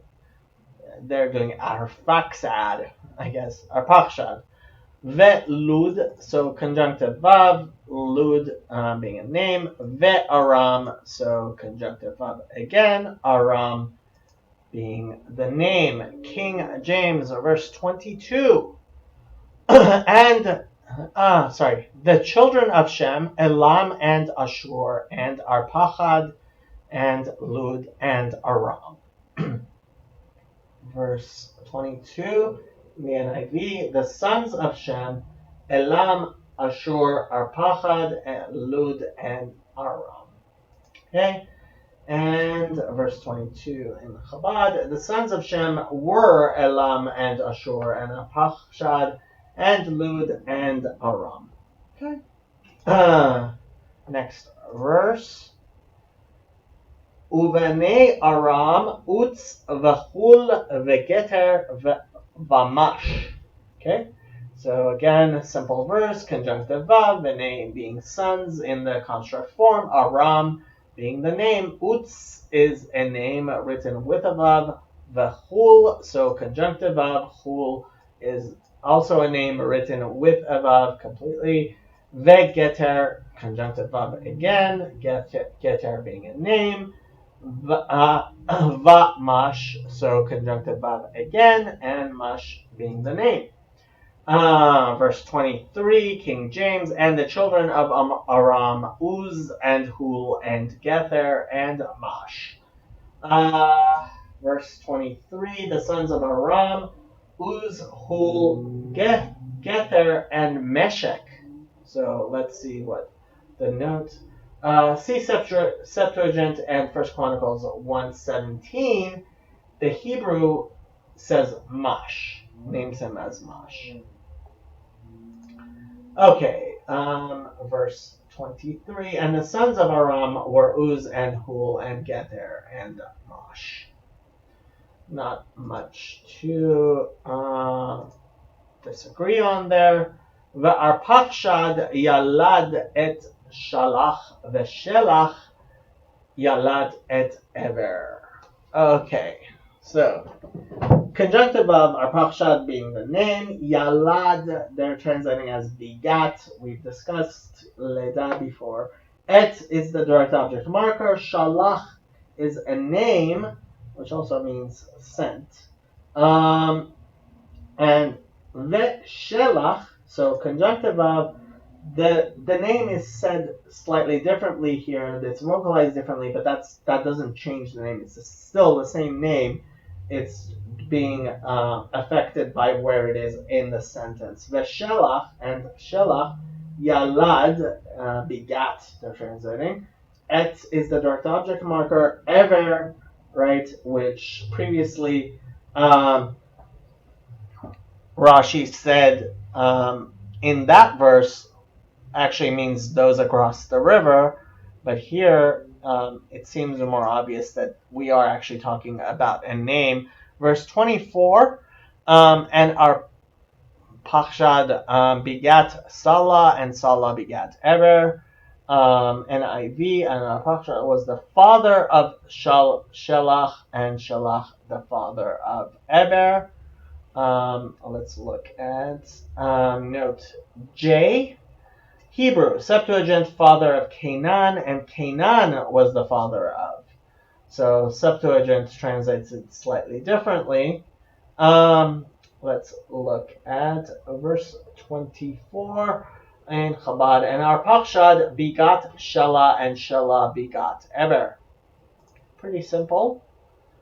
Next verse is less simple. Ule'ever yulad shnei banim shem ha'echad peleg ki beyamav niflega haaretz v'shem achiv yaktan. Okay, interesting. So conjunctive vav, the prepositional lamed, ever being the name. Yulad, right, was born.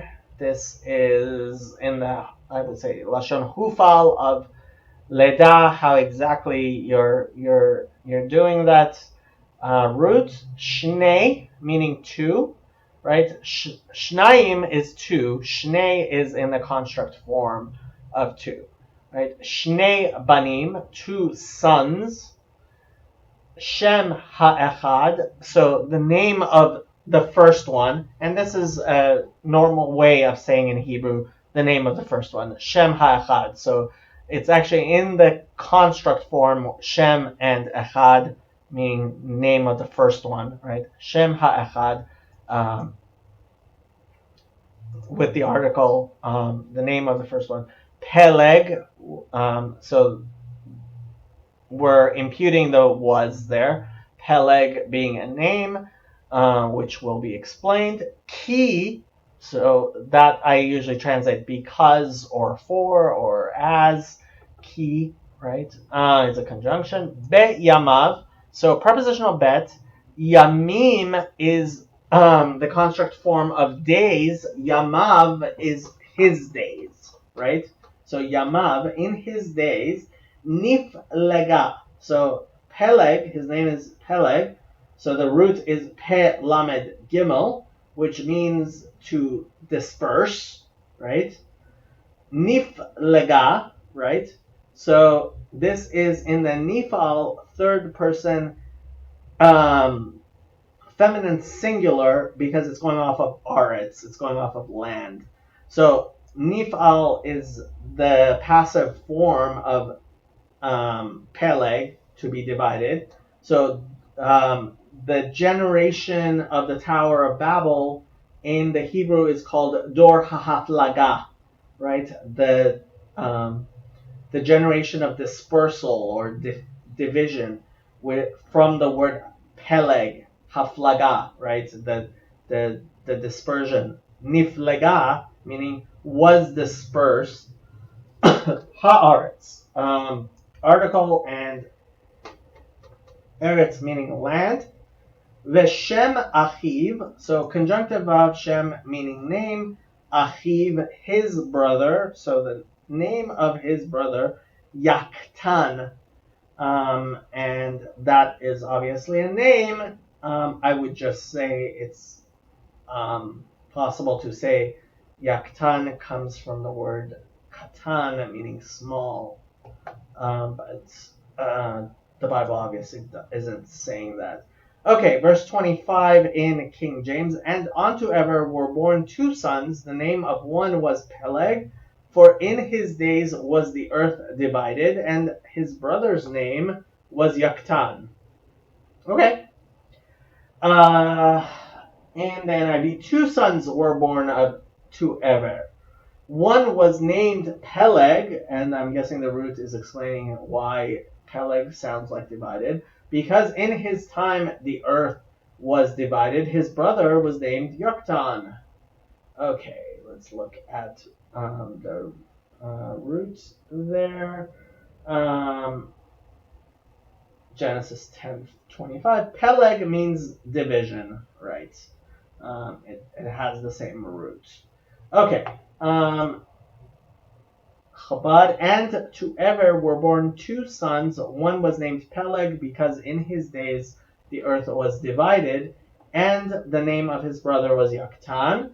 So Rashi is explaining the word haflaga, right? What it means to be divided. The tongues were confused, right? Mitbalbalu, right? Because of we say the Tower of Babel, right?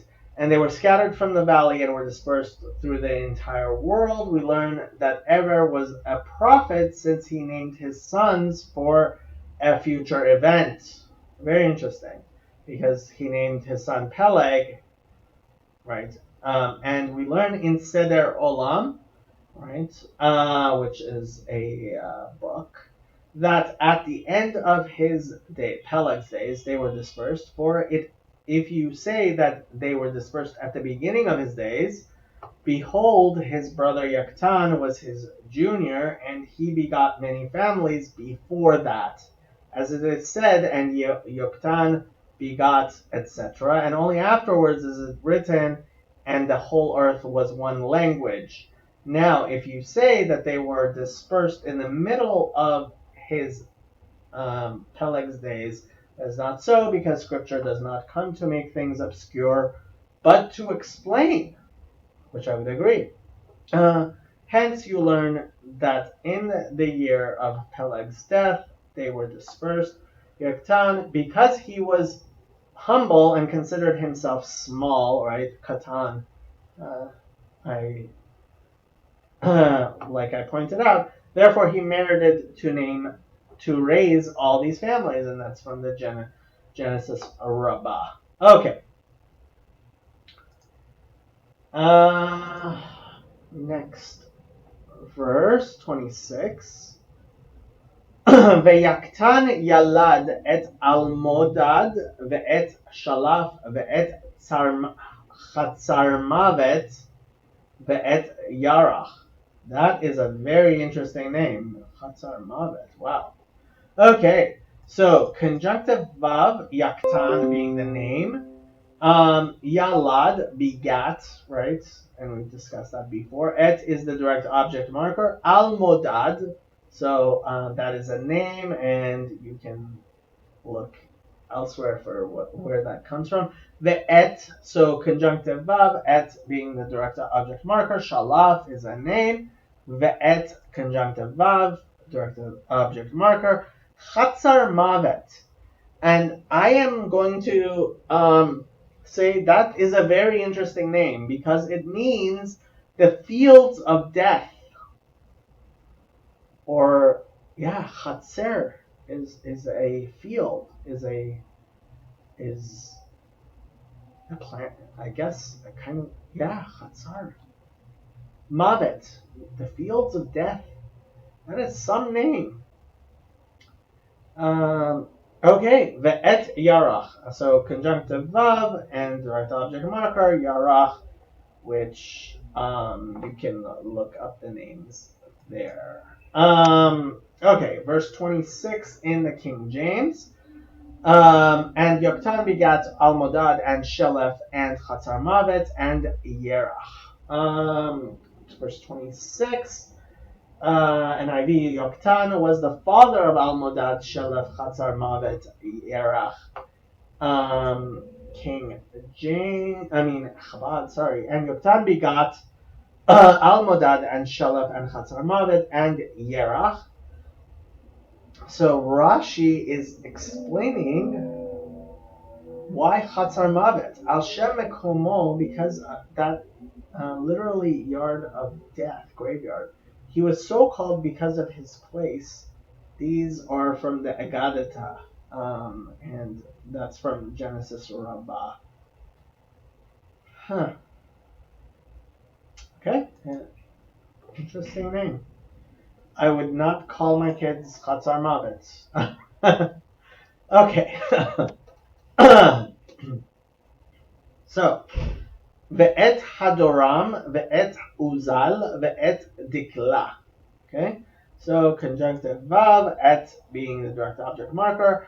Hadoram, possibly hadoram means the name, or possibly that hey is a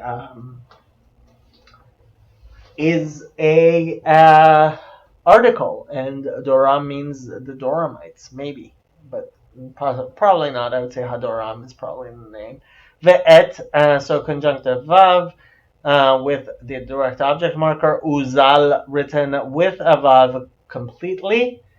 Bemilui. Ve'et, conjunctive vav, direct object marker. Dikla. And dekel is a date tree, dikla.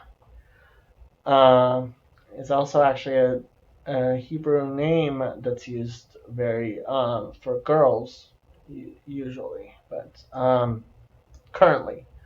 Okay, verse 27, and Hadoram and Uzal and Dikla. Verse 27, Hadoram, Uzal, Dikla. Bad and Hadoram and Uzal and Dikla. Okay. Verse 28. Ve'et Oval, ve'et Avimael, ve'et Sheva. Okay. So conjunctive vav, et is the direct object marker. Ubal, oval. Name with a vav written completely. Ve'et, so conjunctive vav, direct object marker. Avimael. Avi means father of. Ma'el. You can look up name meanings if you like. Ve'et is conjunctive vav, direct object marker. Sheva meaning Sheba, possibly. Okay, King James, verse 28. And Obal and Abimael and Sheba, and in NIV, Obal, Abimael, Sheba. Chabad and Obal and Abimael and Sheba. Okay. Ve'et Ophir, ve'et Chavila, ve'et Yovav, kol ele bnei Yoktan. Okay, so conjunctive vav, direct object marker. Ophir is actually a very common Hebrew name these days. Ophir, written with the vav there. Ve'et, so conjunctive vav, direct object marker. Chavila is another name. Ve'et, conjunctive vav, direct object marker. Yovav, name. Kol ele bnei Yoktan. All, kol meaning all, ele is these, but it's here being used as stand-in for the verb to be in the current present tense. Bnei Yoktan, the sons of Yoktan. King James version, and Ophir and Havilah and Yovav. All these were the sons of Yoktan. NIV, Ophir, Havilah, and Yovav, all these were the sons of Yoktan.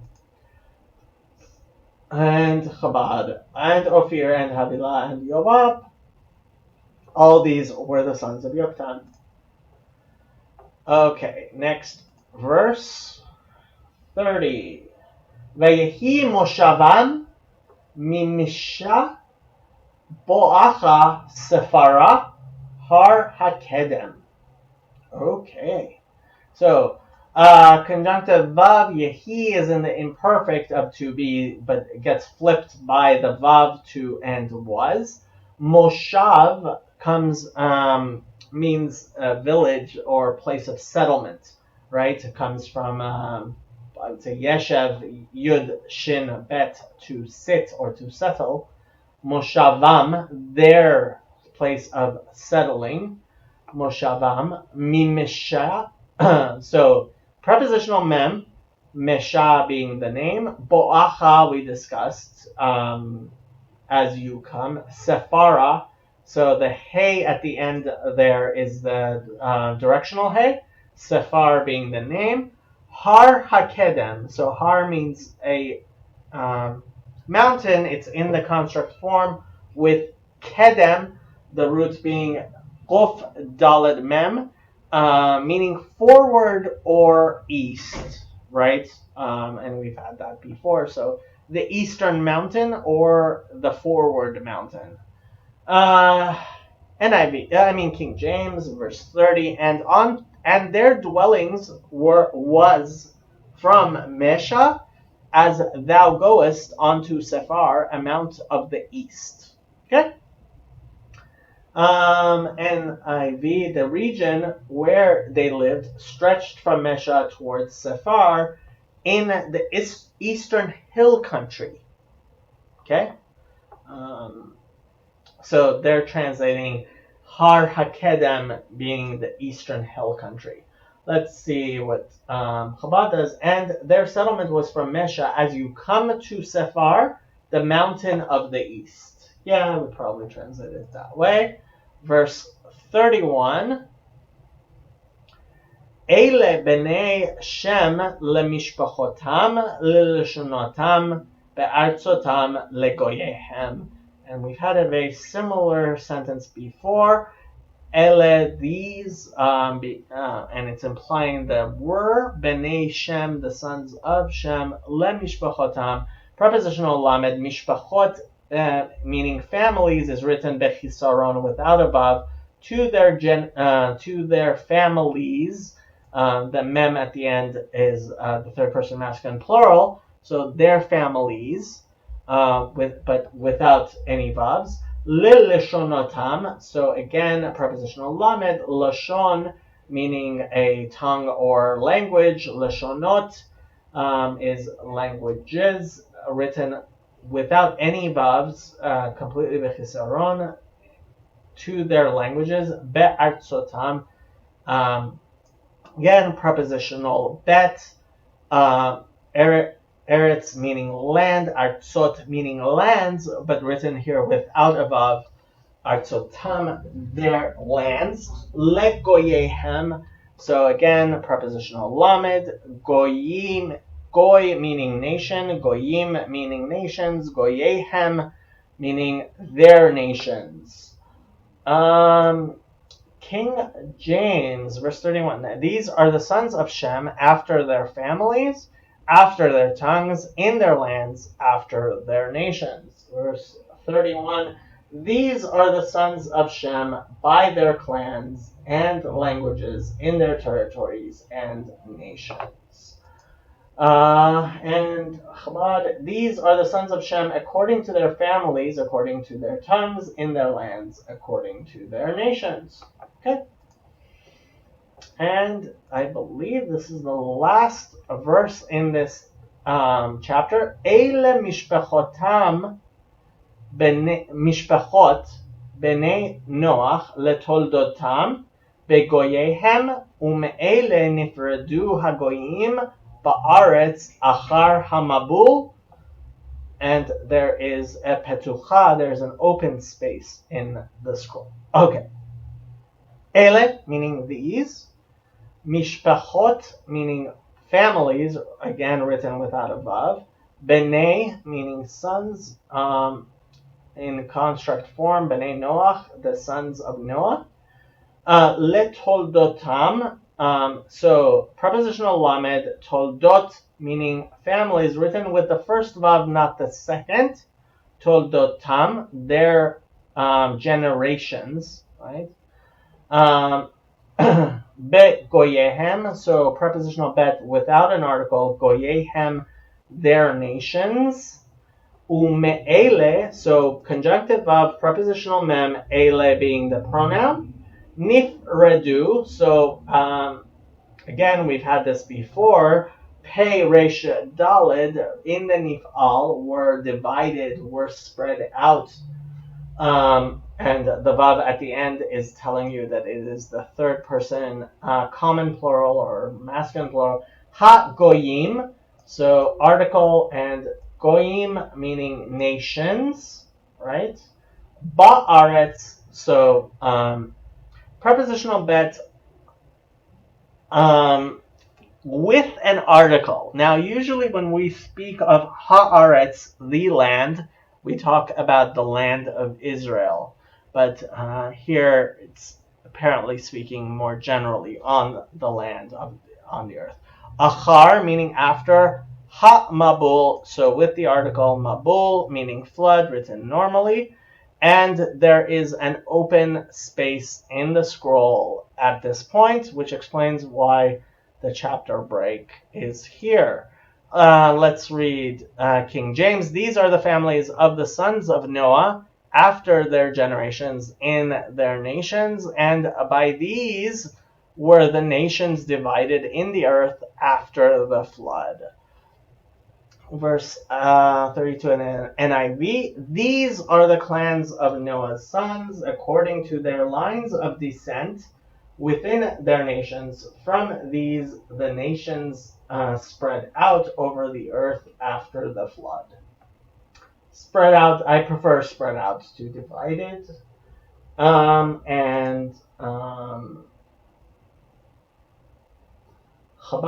these are the families of the sons of Noah according to their generations in their nations, and from these the nations were separated, on the earth after the flood.